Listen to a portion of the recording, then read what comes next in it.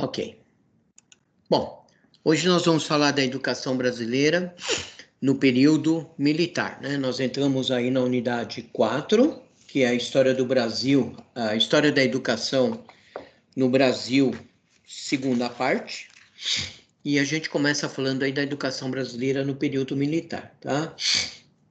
Então é um período muito acirrado, né? É um período onde os estudantes sofreram bastante com o período militar, né, com o governo militar, com a falta de democracia, tá? E a única coisa que os estudantes queriam, os intelectuais queriam, os filósofos, sociólogos, o pessoal da cultura, queria naquela época era simplesmente uma liberdade de expressão, né? Eles queriam simplesmente que houvesse transparência do governo para com a população, para que acabasse toda aquela repressão, né?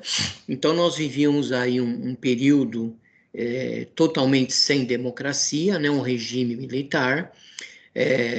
Nós não tínhamos liberdade, digamos assim, para falar o que quiser, ou simplesmente para dizer, olha, você está fazendo uma coisa errada, isso não era permitido, tá?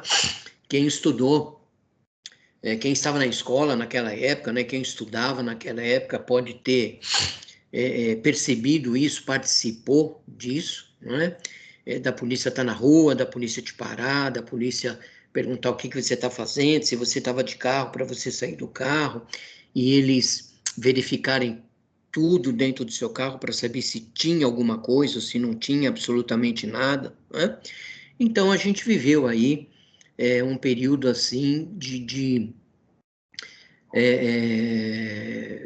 não se poder se expressar, de você não poder dar a sua opinião, de você não poder pedir uma explicação e tudo mais. Então foi um governo muito difícil, um período muito difícil, muito conturbado, né? Então, o que aconteceu nessa época no Brasil, né? Era um regime de exceção muito duro, com inúmeras perseguições e mortes, porque eles perseguiam os estudantes quando eles sabiam que os estudantes estavam fazendo alguma coisa, estavam se organizando para fazer uma manifestação, digamos assim. O governo agia através da polícia, através de perseguição, através de bater nos estudantes ou bater em quem estava ali fazendo as manifestações, inclusive através de morte, né? E como eu sempre falei durante todas as nossas aulas, né? Não adianta a gente passar uma borracha em tudo isso e falar, não, eu quero esquecer o passado, porque esse passado me dá insônia, esse passado me traz angústia, isso, aquilo. Não, a gente precisa relembrar tudo isso para que a gente possa construir um futuro melhor, né? Eu sempre falei isso para vocês, a gente não pode esquecer o passado. A gente precisa ter esse passado relevante, esse passado vivo, né? E deixar isso lá para que a gente possa explicar para as pessoas o que aquilo representa, o que foi aquilo, por que a pessoa fez aquilo naquela época, como era a educação naquela época, como era o governo naquela época, qual era o regime naquela época, para a gente poder ter um parâmetro, para a gente poder construir o nosso futuro. Eu não posso simplesmente chegar agora e dizer assim, olha, tudo que foi feito lá atrás, fulano, ciclano, são culpados, né? Fica uma coisa muito pesada. Por quê? Porque tudo aquilo que foi feito de acordo com o fundamento. O que se vivia naquela época? Por que se fez aquilo naquela época, tá? E aí a gente volta e começamos a criticar esse governo, mas eu esqueço de coisas mais para trás ainda. Se eu pegar descobrimento do Brasil, antes do descobrimento do Brasil, se a gente for lá atrás, né, na época de Roma, na época de Jesus Cristo, nós vamos ver que lá também aconteceu uma série de coisas erradas e que simplesmente eu não posso apagar essa história por causa daquilo, né? Eu analiso, eu vejo por que aquilo foi feito, de que forma foi feito, qual era o contexto que se vivia, e aí sim eu posso dizer, olha, tá vendo? Fez isso por causa disso, mas Não cabe, isso é uma coisa errada, porque eu não posso agir dessa forma, eu não posso agir dessa forma, não posso fazer isso, não posso fazer aquilo. Então, vamos construir alguma coisa melhor, tá? Então, não, com isso, eu não estou querendo dizer que eu estou protegendo Hitler, por exemplo, né? Ah, mandou matar não sei quantos mil judeus, mas era que ele queria uma raça... Não, não é isso. Eu não posso destruir a história, né? Mas eu também preciso entender todo o contexto, tá? E recriminar o ato, né, em si, e não deixar que isso aconteça mais hoje. A época da escravidão, a mesma coisa. Por que que existia escravidão? O que que foi que aconteceu? Por que que aconteceu? Né? Mas eu preciso deixar essa história viva para que eu tenha um parâmetro para dizer, olha, lá no passado foi feito dessa forma, mas agora a gente vai fazer alguma coisa melhor, né? Então, a afirmação dessa frase que a gente leu, ela é uma afirmação da sociedade brasileira para o progresso da ciência, né, através do seu presidente, a Helena Nader, sob os chamados aí anos de chumbo do Brasil, quando o país viveu uma ditadura militar entre os anos de 64 e 1985. Né? Então, em 64 eu tinha 7 anos de idade, eu estava na escola. Em 85 eu já tinha me formado, já era até casado, em 1985, né, que eu casei em 1979. Então, eu já era, aliás, desculpe, em 1979. Então, eu ainda vivi alguns tempos dentro da ditadura militar sendo casado, tá? Já sendo casado, né? Já sendo adulto. Então, foram anos realmente muito difíceis, muito duros, né? Mas, por exemplo, eu nasci dentro da ditadura militar, né? Então, eu tenho uma série digamos assim, de conceitos, uma série de atitudes que me remetem à ditadura militar, né? Algumas regras eu mantive, óbvio, né? Outras eu simplesmente aboli, porque eu sei que não está mais em desacordo com aquilo que eu vivia lá atrás. Então, eu me modernizei. Agora, outras regras, elas são essenciais da minha vida, eu não vou mudar isso nunca, né? Algumas regras de você respeitar as pessoas, de você respeitar uma fila, por exemplo, enfim, são regras basiquinhas, são coisas bobinhas, mas que fazem muita diferença e fazem parte de uma ditadura militar, né? Porque na escola a gente aprendia isso muito lá naquela época, lá atrás, tá? Então, são coisas que eu vejo que hoje eu não vou abandonar, porque eu acho que isso é uma coisa certa, né? Quando alguém está falando, eu estou calado, respeitar o mais velho, respeitar uma fila, tá? Então, são coisas que estão incrustadas em mim, que essas coisas eu não vou modificar, né? Mas outras eu mudei, como, por exemplo, alguém expressar a sua opinião, eu aceitar, né? Quando alguém falar alguma coisa, eu verificar o contexto do que ela está falando para mim, poder analisar e depois tirar aí alguma coisa de proveito, sempre escutar o que as pessoas estão falando, né? Enfim, uma série de coisas, mas foi um período muito duro, um período muito difícil, principalmente para quem estudava naquela época, tá? Então, a partir de 1964, eles criam a implantação aí de um Estado autoritário, e isso tem uma grande relevância, tem grandes transformações, grandes influências, consequências na área educacional, né? Porque um dos lugares que eles mais mexem e onde eles querem incutir ali a ditadura militar é justamente através da escola, né? A gente viu durante toda a história da educação que tudo que se fazia na escola era direcionado para uma obediência a alguém, né? Obediência aos senhores, obediência às empresas, obediência ao governo, né? A gente veio estudando tudo isso e a gente reparou que sempre a educação foi direcionada a isso, né? Você direciona a pessoa a fazer alguma coisa, né? Você induz a pessoa a fazer alguma coisa. Por isso que hoje, na área educacional, ela já é muito aberta, né? Ela tem uma participação maior dos alunos, ela tem uma participação maior das pessoas, o professor já não é mais o dono da verdade, não é aquela pessoa que está lá na frente e só ele detém o poder da verdade. há uma troca de informação, né? Se exercita a participação das pessoas, se pede com que as pessoas realmente participem, dê sua opinião, expressem sua opinião, né? Digam o que estão pensando. Então, nós temos aí toda uma liberdade, toda uma democracia para que a gente possa chegar num denominador comum, né? Essa disciplina, se a gente tivesse realmente presencial, por exemplo, se a gente tivesse em sala de aula, seria uma disciplina muito bacana. Ela é uma disciplina legal, mas ela seria muito bacana porque a gente teria muito debate, né? Muita discussão através de leituras de texto, uma série de coisas para que cada um lesse e expressasse a sua opinião, né? E aí a gente vai perceber que muitas vezes, quando eu leio um texto, e isso já está incutido no ser humano, né? Eu já vou logo dizendo que não, aquilo está errado, porque aquilo não está certo, e nós começamos a julgar tudo aquilo, em vez de eu entender a história, né?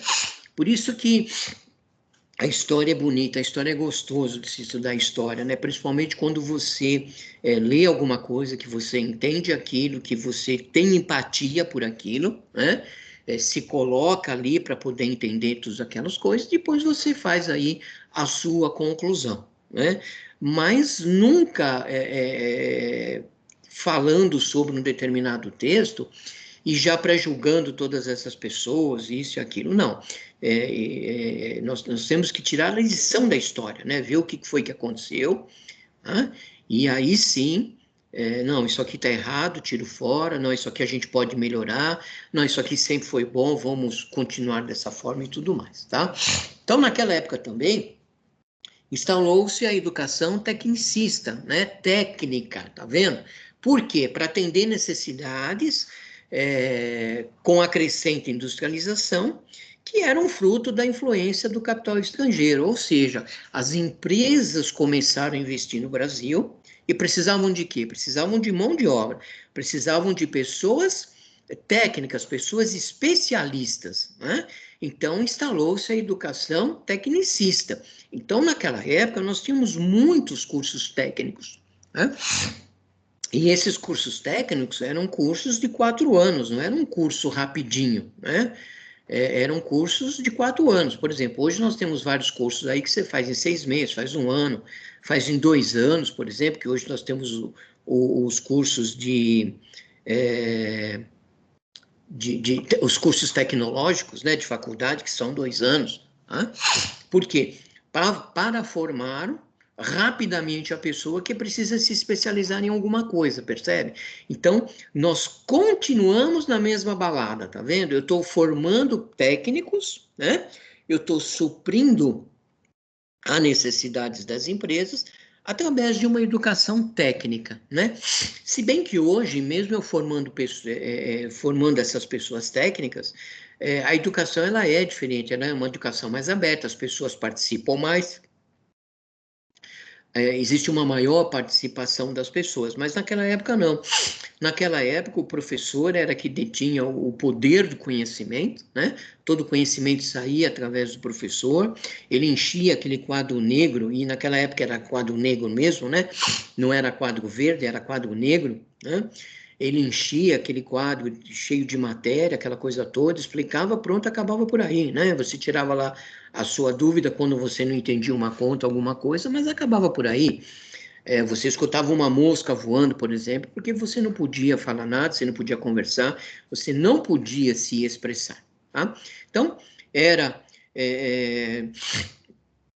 um grande investimento na educação tecnicista para formar esses trabalhadores, né, esses técnicos, a fim de atender o capital estrangeiro, a fim de atender as empresas que estavam vindo, porque a industrialização estava crescendo muito naquela época, né?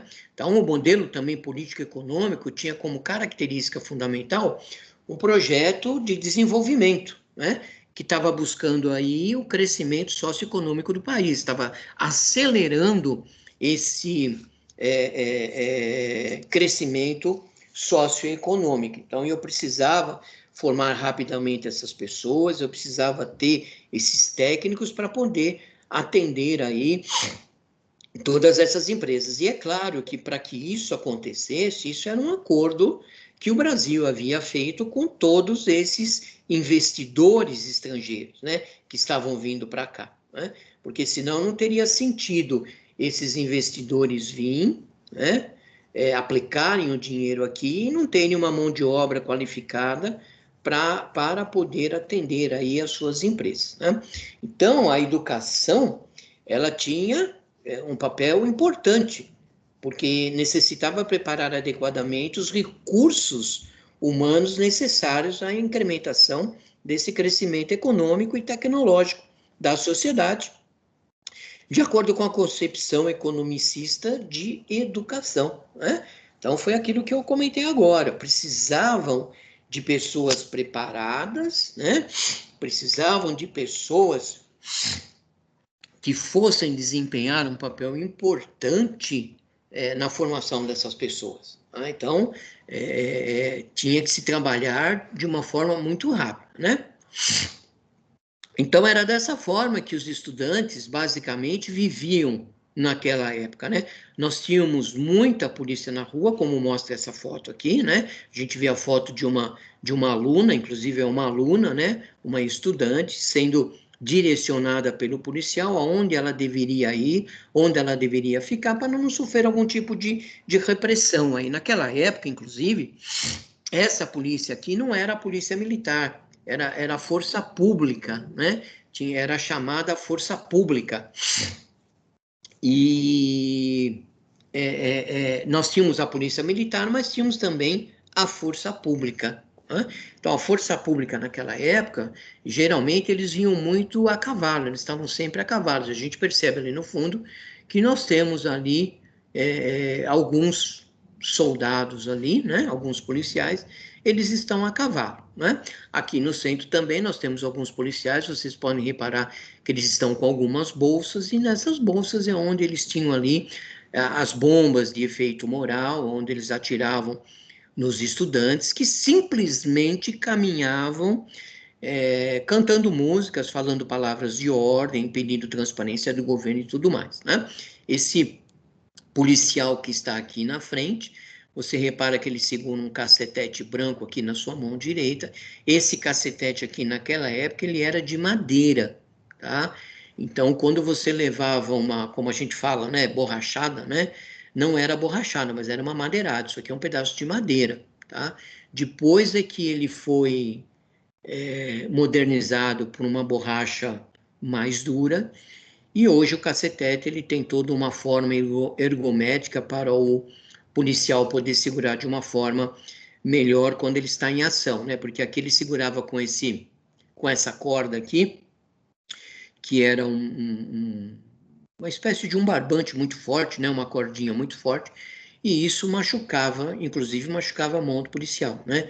Então, para que ele não perdesse o cacetete, eventualmente numa disputa aí com uma rebelião, por exemplo, né?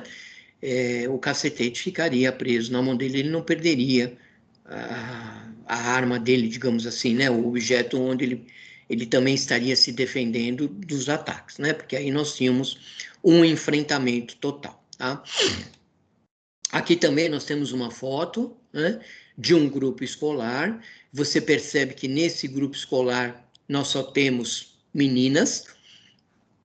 Naquela época também nós tínhamos uma separação entre meninos e meninas, e você pode reparar, salvo algumas meninas, né, a posição ela é sempre posição de militar, veja, uma posição de sentido, né, salvo algumas, né, que estão segurando a mão, como essa aqui na frente, etc. e tal, mas aqui, muito provavelmente, por essa situação, do jeito que está aqui, está se fazendo uma referência à bandeira, ou está se cantando o hino, está escutando o hino nacional, alguma coisa que naquela época era o que acontecia. Quando você ia para a escola, a primeira coisa que era feito naquela época era você escutar o hino nacional. Aí dependia muito de escola para escola. Por exemplo, quando eu estudei, nós escutávamos o hino nacional toda segunda-feira. Toda segunda-feira de manhã nós escutávamos o hino nacional, né? Então tocava o hino nacional antes de você iniciar as aulas, né? E naquela época, éramos crianças, pré-adolescentes ainda, né? Ainda estava no ginásio, digamos assim, né? Eu tinha aquilo como um respeito ao hino, um respeito à bandeira, e não passava pela minha cabeça que aquilo era, assim, um direcionamento de moral, um direcionamento para você obedecer à pátria, né? Ter a pátria, o que o governo falava, você obedecer, aquela coisa toda, né? Se bem que na minha época, mesmo eu vivendo na ditadura militar, já existia uma grande corrente, uma grande força para que o militarismo acabasse, né? Tanto é que em 85 ele acabou. Então eu vivi aí basicamente uns 10, 12 anos, vamos dizer que eu peguei de 21 anos, que foi de 64 a 85, eu vivi metade desse militarismo, né? Então, como eu era criança, eu não entendia muito das coisas, tal, mas em 64 eu me lembro muito bem da Revolução de 64, de meu pai chegar em casa, meu pai era policial, né? De meu pai chegar em casa e falar, olha, não sai na rua, às 10 horas apaguem todas as luzes, não saia, se alguém bater, não atenda a porta, não abra a janela, não faça isso, não faça aquilo, porque realmente a repressão era muito grande mesmo, né? Na época em que eu estudava, eu tive meu carro revistado por policiais, tal, não aconteceu nada, ninguém veio com repressão para cima, para bater, etc e tal. Eu me lembro muito bem naquela época, e meu pai sempre falava isso, né? Olha, quando um policial te abordar, pedir para você encostar na parede, pedir documentos, etc e tal, simplesmente com a maior tranquilidade do mundo, obedeça, mostre o documento, que ele não vai fazer absolutamente nada. E minha vida toda foi desse jeito, né? Nunca tive problema nenhum com policial em forma alguma, porque sempre respeitei a autoridade, né? Infelizmente hoje a coisa está um pouco pior, né? Porque não se respeita mais as pessoas, né? Quanto mais policial. Se a gente não respeita o policial, imagina as pessoas então, né? Então nós temos aí um problema de respeito, digamos assim, né? Claro que vamos colocar as coisas nos seus devidos lugares, né? O fato de eu ter um determinado poder, isso não me dá direito de fazer determinadas coisas, tá? Mas também, pelo outro lado, também eu não tenho direito de ficar ofendendo determinadas pessoas, né? Sem levar em consideração se é policial ou se não é policial. Eu acho que o respeito ele cabe em todos os lugares, tá? Mas aqui a gente percebe uma repressão, né? E você precisava ficar nesta forma aqui, né? Nesta posição de respeito, porque qualquer coisa que você fizesse ao contrário aqui, você estava desonrando, você não estava respeitando, e era motivo de repressão, era motivo de ser chamado a atenção, era motivo de ser penalizado, uma série de coisas, né? Então, a gente só fortalecendo aqui, né, relembrando, nós temos aqui só grupo de mulheres para a gente perceber também que naquela época existia aí uma grande distinção entre homens e entre mulheres, né? Podem reparar também que a saia está sempre abaixo do joelho, né? Houve uma época que ela tinha que vir até a canela, né? Mas aqui já tem um pouquinho mais de avanço, mas ó, fechado no pescoço, a saia para baixo do joelho e tudo mais, né? Então tudo isso era uma repressão. Você não podia sair fora desse padrão, desse estereótipo, porque aí você já era considerado, já estava fazendo rebelião, você já não era mais dentro do contexto, e já vai causar problemas e tudo mais, tá? Então veja que é uma época realmente de ditadura militar, né? Aqui também nós temos um grupo de estudantes, né?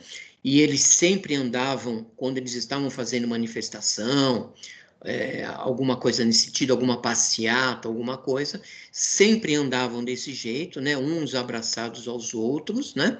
Como uma forma também de mostrar a união, mas uma forma também de se protegerem, né? Porque quando estavam todos juntos assim, a proteção era maior porque um protegia o outro, mas eles estão passando dentro de um corredor, né? Onde você tem vários policiais, seguido por um policial com o seu cacetete na mão, né?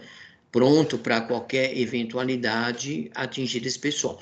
Muito provavelmente essas pessoas que estão atrás desses estudantes, né, civis que estão aqui, eram da polícia, né, mas da polícia civil, polícia secreta, aquela polícia que se infiltrava para descobrir o que os estudantes estavam fazendo naquela época, como é que eles estavam se organizando, de que forma eles estavam se organizando, porque existia a UNE, né, a União Nacional dos Estudantes, onde através da UNE era onde eles se organizavam, né? Então, esses estudantes que aqui estão eram estudantes do curso superior, já eram estudantes de faculdade, né? E que iam realmente para frente da batalha ali,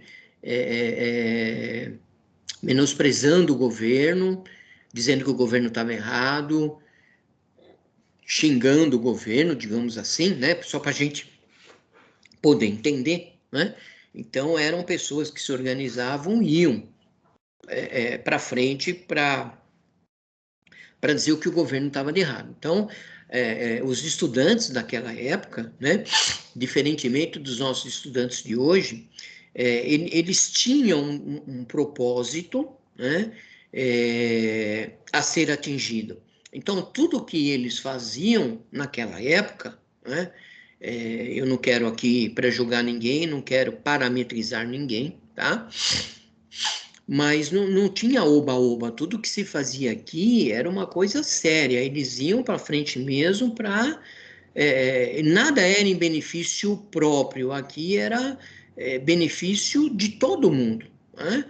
Para que se acabasse aquela repressão militar que existia naquela época, para que as pessoas tivessem liberdade de expressão, que os jornalistas tivessem liberdade de expressão, que pudessem realmente dizer o que estava acontecendo e tudo mais, tá? Então, as notícias também, a gente não escutava as notícias como realmente aconteciam, eram muito controladas, a televisão, a imprensa era controlada, tudo que se fazia. Naquela época existia também muito dos concursos de música, né, os grandes festivais, tá? E através desses festivais se cantava muito contra o governo, existia ali muita música, né, que se falava do governo, né, como, por exemplo, nós temos aí Chico Buarque de Holanda, nós temos o Caetano Veloso, nós temos Gilberto Gil, tem Geraldo Vandré, que fez uma música realmente dizendo sobre a ditadura militar, né, e sofreu duras penas, Geraldo Vandré, né, foi realmente muito judiado, digamos assim, muito pressionado pela polícia, foi preso após um festival, né, onde ele cantou a música Por que não falar das flores, né? Depois que ele cantou essa música, ele saiu do festival, ele foi preso por causa disso, porque realmente a música falava sobre a repressão, sobre a ditadura militar, tá? Então, era dessa forma que os estudantes passavam aquela época, né? Aqui nós temos dois ex-presidentes do Brasil, né? Entre os anos de 64 e 1968, nós temos aí dois presidentes militares, né? Humberto de Alencar Castelo Branco, que é esse primeiro que está de farda, e depois Arthur da Costa e Silva, que junto aí com os Estados Unidos, junto aos americanos, estabeleceram uma parceria através do MEC. Então, nós tivemos influência americana no MEC, influência americana na nossa educação, né? E nessa parceria foram realizados 12 acordos, né, com a United States International for Development, que visavam o fortalecimento do ensino primário, a assessoria técnica dos americanos para o aperfeiçoamento de melhorias no ensino médio, modernização administrativa, universitária, entre outros setores incluídos. Então, essa influência do governo americano, através do Ministério de Educação e Cultura do Brasil, era justamente para que a educação que estivesse sendo aplicada aos nossos alunos aqui fosse uma educação baseada naquilo que os americanos necessitavam para trazer aqui os seus investimentos, né, as suas empresas e tudo mais, né? Então, como é que eu queria que se formassem esses alunos, como é que eu queria que fosse o curso, de que forma que eu queria que fosse o curso, o que eu estava precisando de mão de obra. Então, tem toda essa influência, né? E a gente sabe que durante muitos anos o Brasil se curvou a maior parte dos países do mundo, né? Infelizmente. E ele foi se curvando a fim de tirar aí alguns benefícios próprios, digamos assim, né?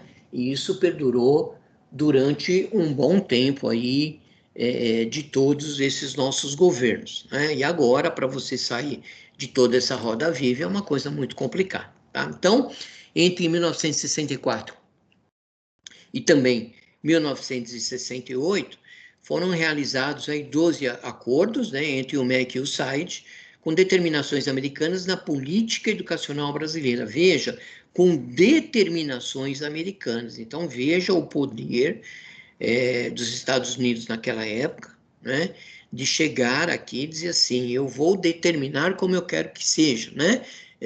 Qual é a política que eu quero que você faça, de que forma eu quero que você faça, como que eu quero que você faça, né? E baseado em tudo isso, né, o modelo educacional foi desenvolvido com a característica de um sistema educacional autoritário e domesticador. A palavra parece ser forte, mas é justamente essa, domesticador, né?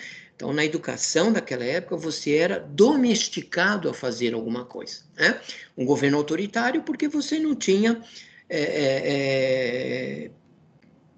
poder nenhum, chance nenhuma, né, de expressar a sua opinião, tá? E domesticador, porque eles te domesticavam, né? É dessa forma que você precisa agir, é dessa forma que você vai fazer, é dessa forma que é assim, isso aqui tem que ser assim, isso aqui tem que ser assado e tudo mais, né? Então, era um sistema autoritário, ou seja, eu mando, eu tive professores horríveis em sala de aula, né?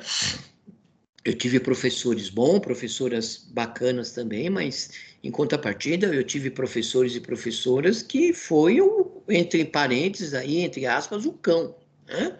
Eu sofri demais, né? E, em compensação, eu também tive professores que já eram professores mais liberais, mais participativos, né? Professores que te davam uma liberdade maior, uma participação maior e tudo mais, né? Tinha um pouco mais de empatia, tá?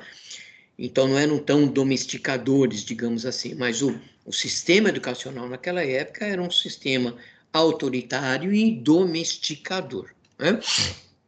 Pode ser que hoje, quando a gente lê tudo isso, agora a gente passa a estudar tudo isso, muita coisa a gente passa a entender por que acontecia naquela época e por que acontecia, né? E por que foi feito daquela forma, né? Por que muitas vezes eu, por exemplo, eu fui colocado de frente para a parede, né, no canto da parede, por que muitas vezes eu ajoelhei no milho, por que muitas vezes eu levei reguada na mão e tudo mais, né? Porque naquela época a educação era uma educação autoritária, eu mando, você obedece, você não pode falar nada, você tem que fazer aquilo que eu estou dizendo para você fazer, tá? Então, hoje eu passo a entender tudo isso, né? Recrimino, claro, você. Imagine eu hoje passando na sala de aula e dando reguada na mão de vocês quando vocês estiverem com o celular, né? Não tem sentido, né? Então veja a grande diferença, né? Naquela época eu não podia olhar para o lado do colega, né? E conversar com o colega que estava sentado do lado, porque a professora chamava atenção, você levava ali um esfregão na frente de todo mundo, você era menosprezado na frente de todo mundo, né?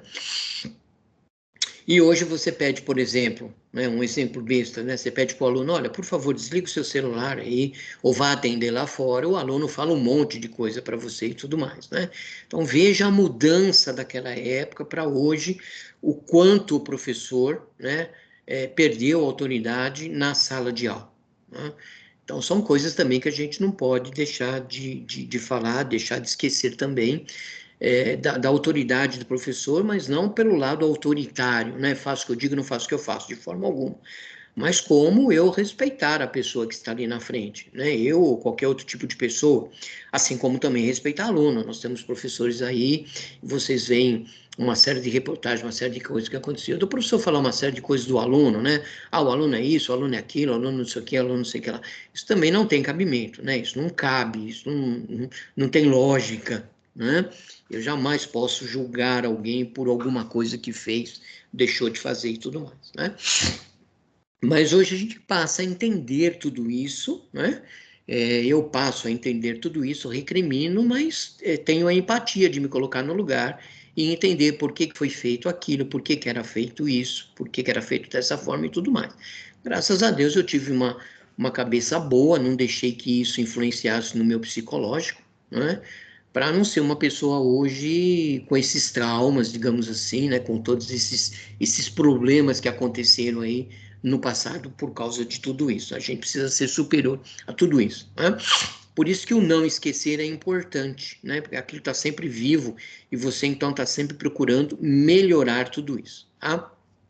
Bom, como fórmula aí para limitar as ciências humanas, extraiu-se o principal objetivo através do engessamento do senso crítico e do desenvolvimento da relação professor-aluno, né? O ensino deveria estar voltado para o desenvolvimento científico e tecnológico, culminando no chamado cientificismo. Isso causou uma visão restrita, limitada, reduzida, segundo a qual a ciência, a exata, é o único conhecimento válido. Então, vocês vejam que mexeu-se na grade curricular, né? Mexeu-se ali nas disciplinas, tirou-se algumas disciplinas ou remodelou-se algumas disciplinas, né?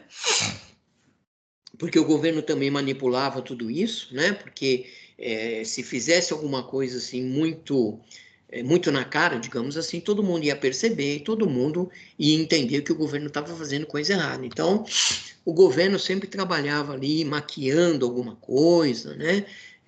Uma coisa muito superficial, mas que tinha um objetivo muito profundo, né? Então, dessa forma, essa mudança de disciplina, a tirada da disciplina, o incremento de outras, o que fazia?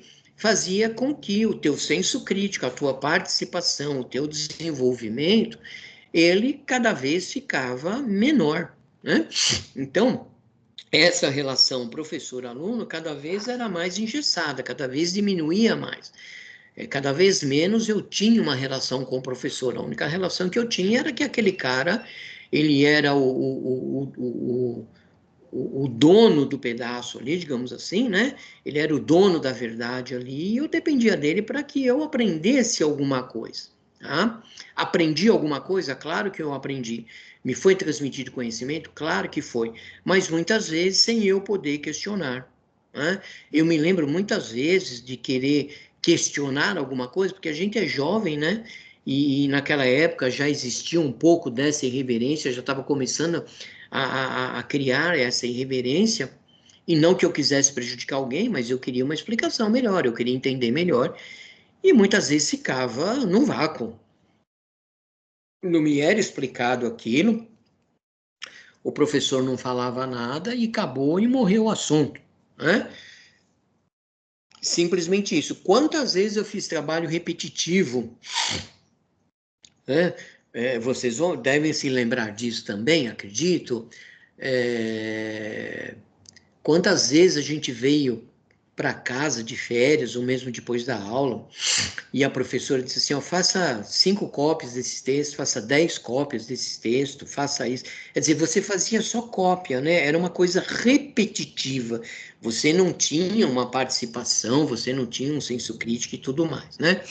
Por exemplo, a atividade que eu tenho para vocês hoje,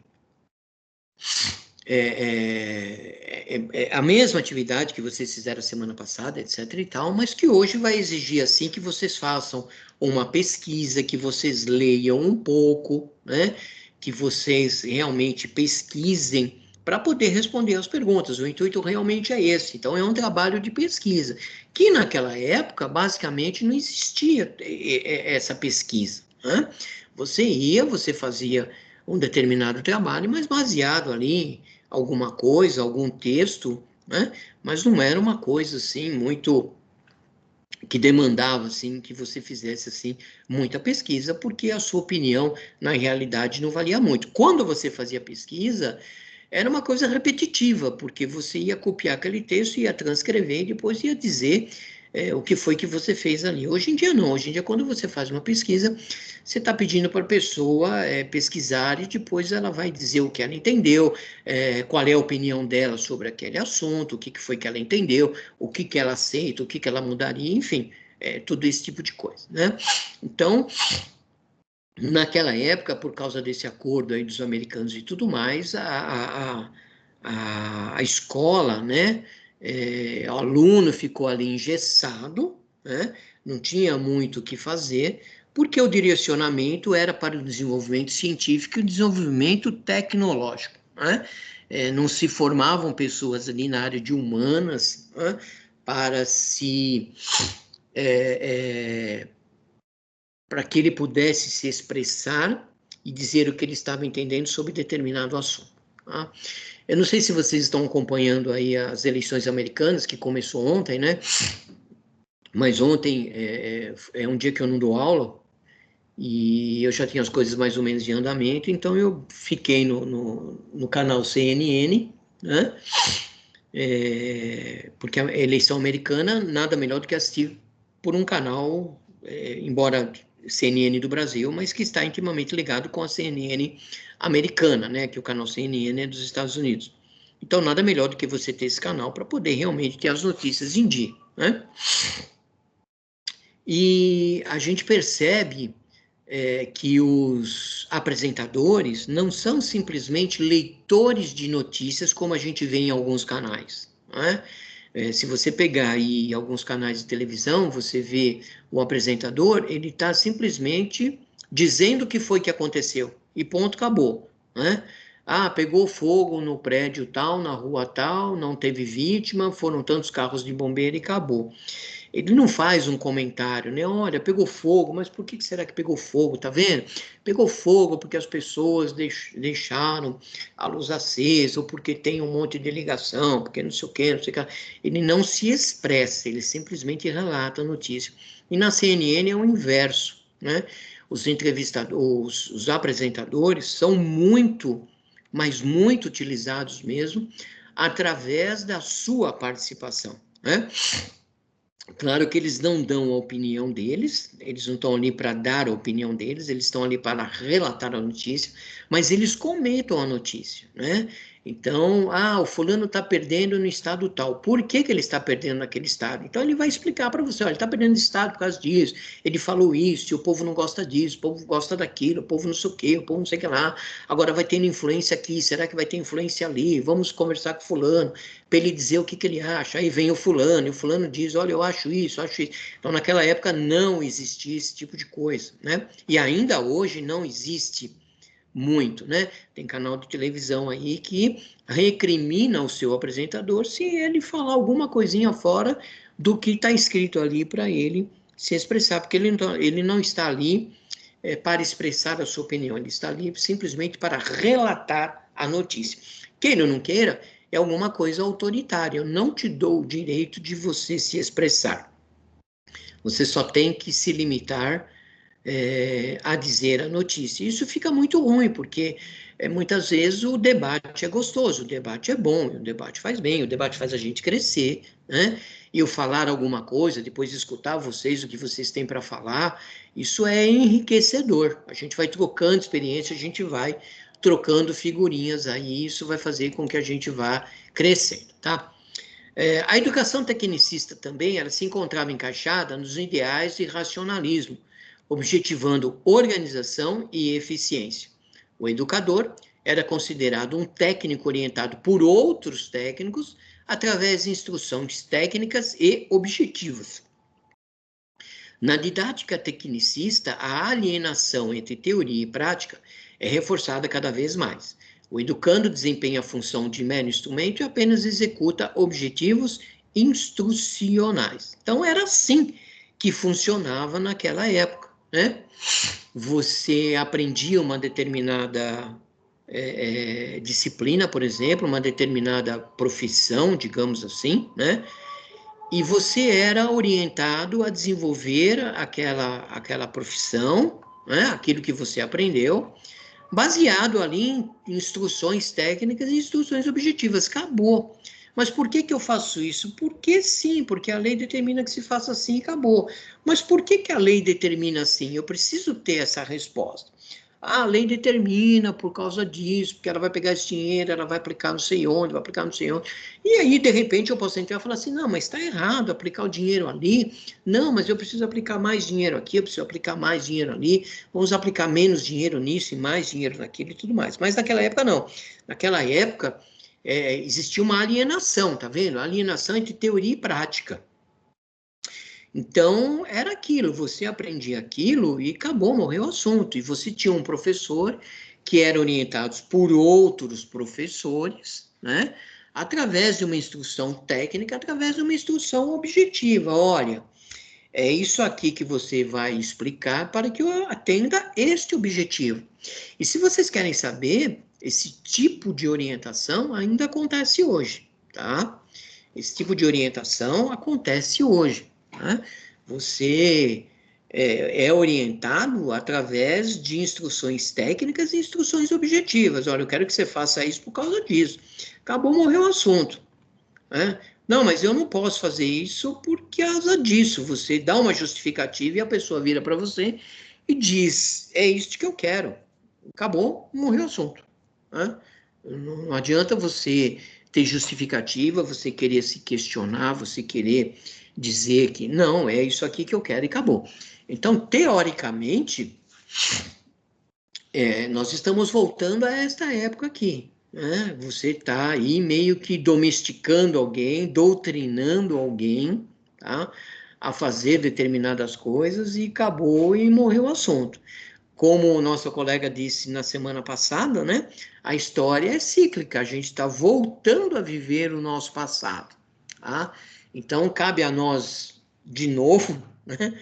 A gente chegar e falar, não, peraí, não é, a coisa não é bem por esse lado, isso já não deu certo lá no passado, e não vai dar certo agora, a gente precisa mudar tudo isso aqui, vamos rever tudo isso aqui, né?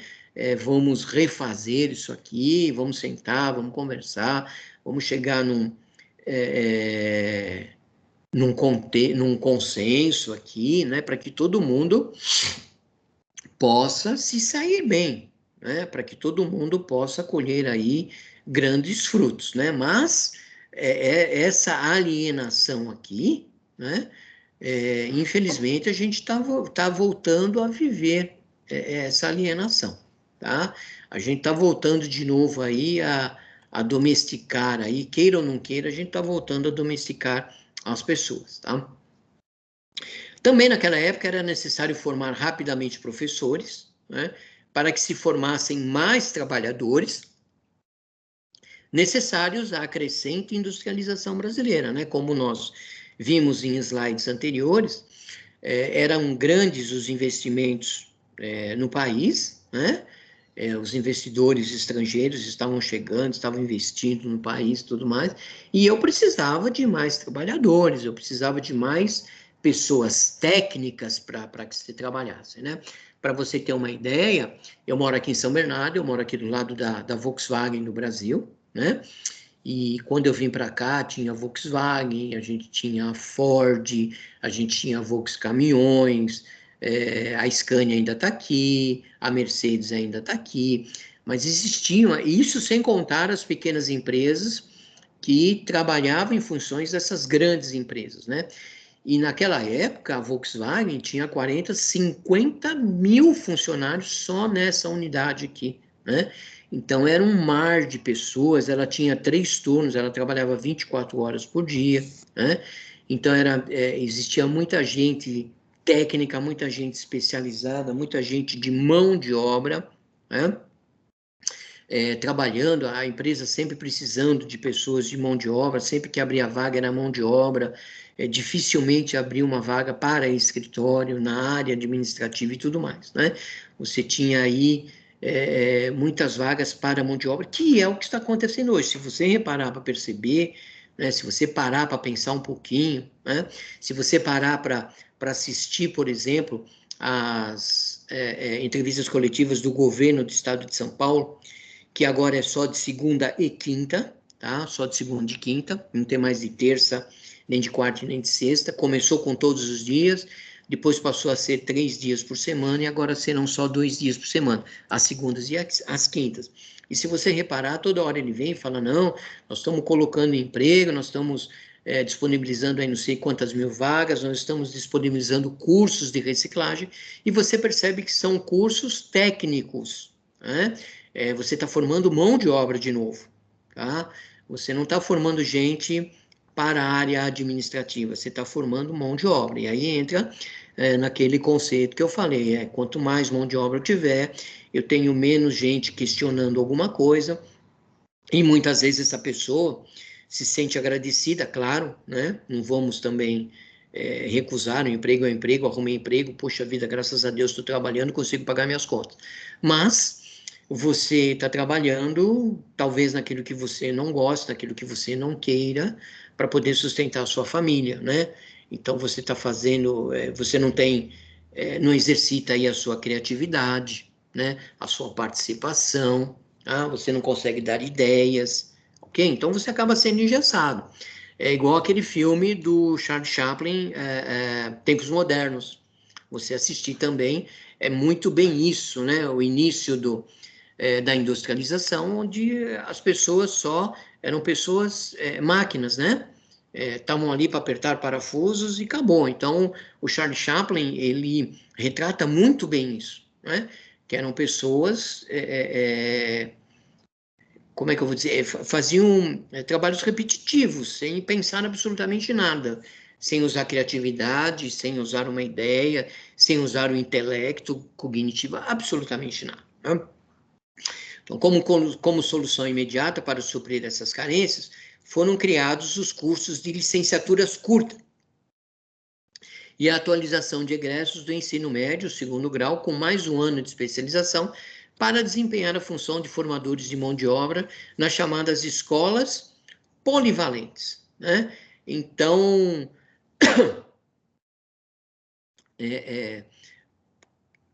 mais rapidamente você formava pessoas, né? Simplesmente para atingir um determinado objetivo. Então, você estava formando pessoas, mão de obra, você estava formando só operários, digamos assim, né? Nas chamadas escolas polivalentes ali, que eram escolas que tinham vários cursos, que rapidamente essas pessoas tinham cursos técnicos, licenciaturas e tudo mais para formar esses profissionais, né? Então, a gente vê também que naquela época, fazer licenciatura, né? Eu vou ser professor, ele era muito bem-vindo, porque você tinha uma carência muito grande de professores. Por isso que naquela época todo mundo falava, eu vou ser professor, eu vou ser professor, eu quero ser professor e tudo mais. Hoje você não escuta, raramente você escuta uma pessoa dizer, não, eu vou estudar para ser professor, né?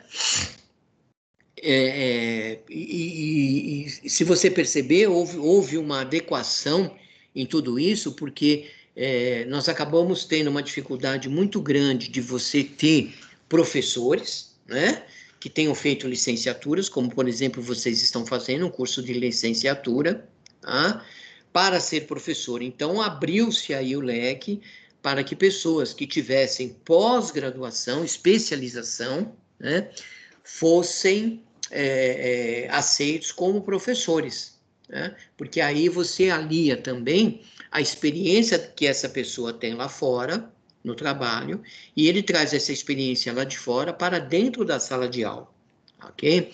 Então, é dessa forma que se mudou-se um pouco e tudo mais. Por quê? Porque muita gente passou a não fazer mais cursos de licenciatura, porque, infelizmente, tornou-se inviável você se sustentar com o salário de professor. Ficou muito difícil, né?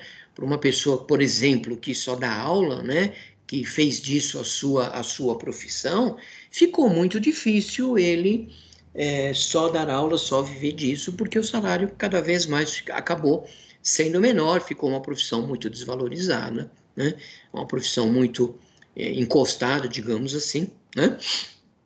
Sem muita ênfase, sem muito investimento, então acabou ficando cada vez mais difícil, né? Então veja, novamente, né, a história é cíclica, né? Aquilo que acontecia naquela época está basicamente acontecendo novamente. Daqui a pouco nós teremos de novo poucos professores, né, atuando aí para poder realmente se dedicar e tudo mais, porque cada vez mais a função está sendo aí menosprezada, digamos assim, né?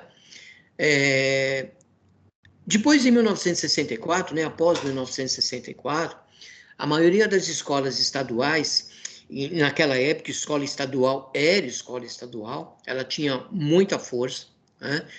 As escolas eram muito boas, tá? Eram centros de formação profissional dos filhos da classe operária e trabalhavam na formação desses como instrumentos econômicos do país. Eu mesmo estudei em escola estadual, tá?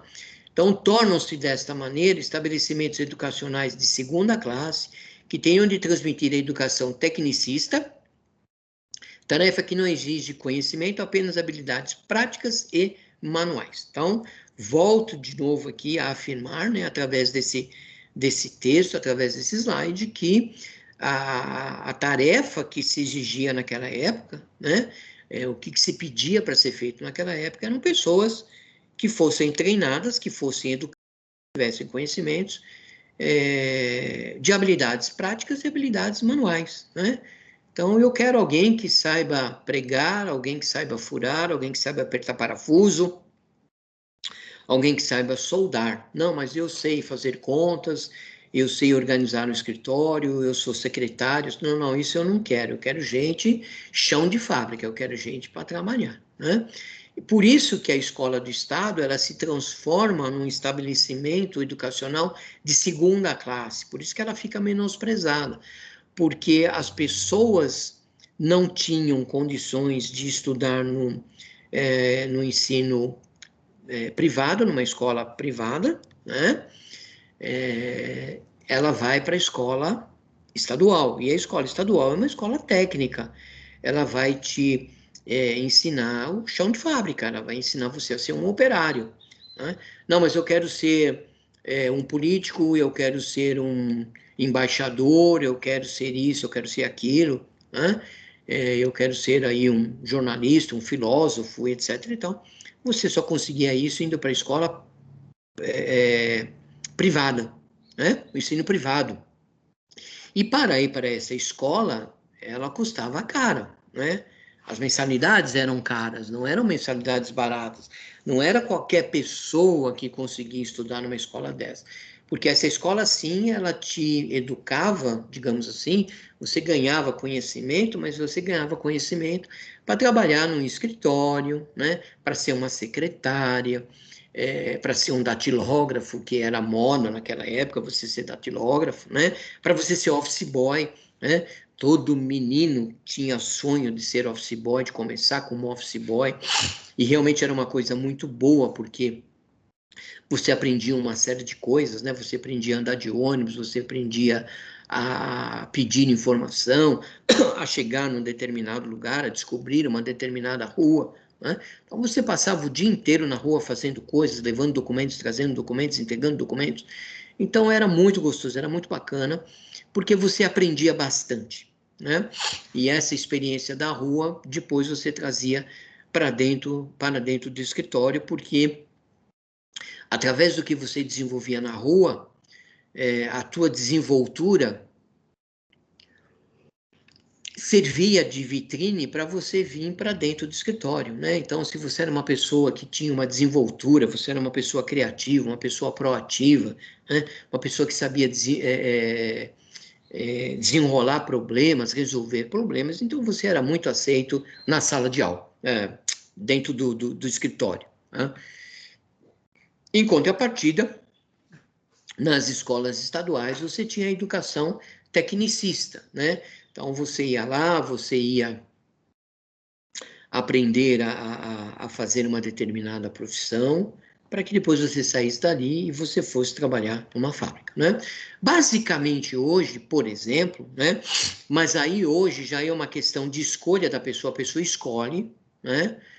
Ainda está escolhendo, né?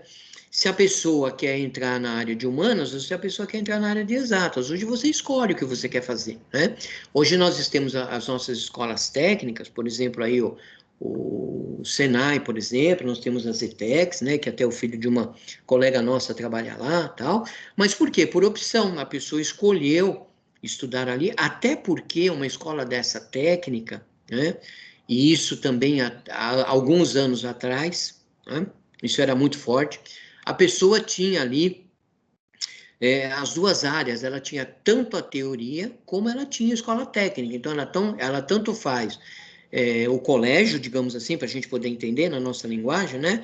Ela tanto faz o colégio como ela faz junto ali a escola técnica, né? Então é bom, é claro, óbvio, eu já saio dali com as duas coisas formadas, né? Mas, por outro lado, também tem a escolha da pessoa, não, eu quero eu quero ser torneiro mecânico, por exemplo, né? Não, o meu sonho é trabalhar com mecânica de automóveis, eu gosto muito disso, etc. Então eu entro numa escola técnica dessa, me dedico e vou me formar mecânico de automóveis para que eu possa entrar numa montadora ou porque eu possa fazer engenharia de automóveis, desenho, etc. Enfim, uma série de coisas. Naquela época não, naquela época você não tinha muito o que escolher, né? Era isso, acabou, morreu o assunto, você vai ser formado para ser isso, tá? Mais ou menos, para a gente ter uma ideia, é como a educação em Cuba, né? Lá, quando a pessoa vai para a escola, ela não tem escolha, o governo é que diz, olha, você vai estudar isso, você vai ser isso, você vai ser aquilo, tá? Então, em Cuba ainda funciona dessa forma, né? Ou você vai ser médico, você vai ser engenheiro, você vai ser operário, você vai ser isso. Eu não sei qual é o critério para escolha, mas lá basicamente é isso, tá? Então, você não tem poder de escolha. Escolhem por você o que você vai fazer, tá?